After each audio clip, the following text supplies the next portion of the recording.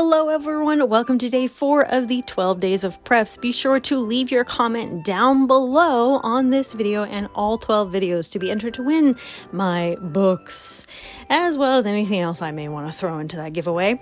And remember, 3 people are going to win, so be sure you're commenting on all videos.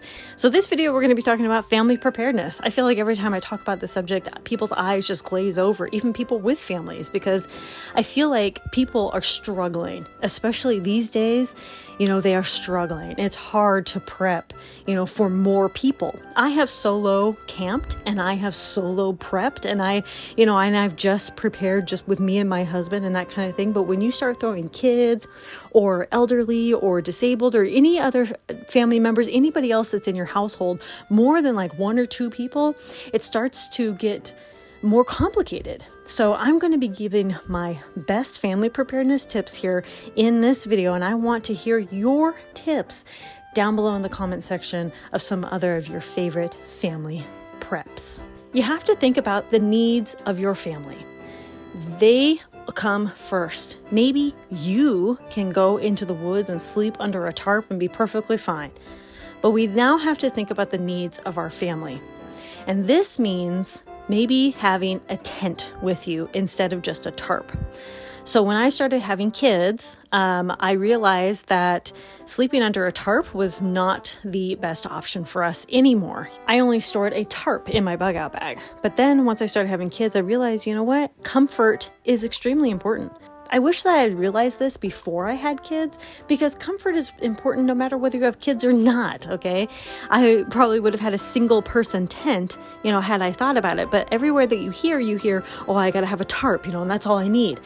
Comfort is extremely important, and especially with a family, comfort is important. Have the tent, even if it's a little bit heavier tent, because it's got to be like a 3 or 4 person tent or something like that. There are lightweight 3 and 4 person tents, and you may have to prioritize that weight. And that goes for water and food as well. I prioritize carrying more water and more food just to make sure that my family has everything that we need, for that 24 to 72 hours or whatever when it comes to bugging out. Now, when it comes to bugging in, of course, we have all the food, water, we have comfort items, we have everything that we could ever dream of when it comes to food and water. This includes anything we might want to add to the beverages, like I make my own hot cocoa. I do store Ovaltine as well. Ovaltine. So anyway, you want to store the items that are going to be comfort items for everybody. Comfort is important. And it doesn't matter what we're talking about. This is basically like the idea behind preparedness in general. And people want to poo-poo comfort, like, oh, I'm just going to sleep in the mud. Great, you go sleep in the mud and get sick and do whatever you want. But I'm going to make sure that my family has sufficient shelter, sufficient food, water. We are going to have all of our needs covered. That includes the needs of clothing, okay? That saying, it's not bad weather, it's just bad clothes. That's so true. And I've learned that everywhere I've gone, especially Alaska. You get the good clothes, you're nice and toasty warm, you're good. And it's the same with like rain gear, anything else. You need it for everybody. Our kids have rain jackets, rain pants, and rain boots. They have everything to cover them. The same for the entire family. And then other morale boosters such as games and books and crafts. I mean, we go to the dollar store and get so many crafts. Of course, they can use their imagination, and we can sit down as a family and play board games or tell stories or just play around, These little things that seem meaningless to us now actually make huge differences in a stressful situation. So whether it's bugging in or bugging out, you want to continue those creature comforts as best as you possibly can. My point is, how your days look every single day, you want to try to copy that in an emergency or disaster, whether you're bugging in, bugging out, or whatever.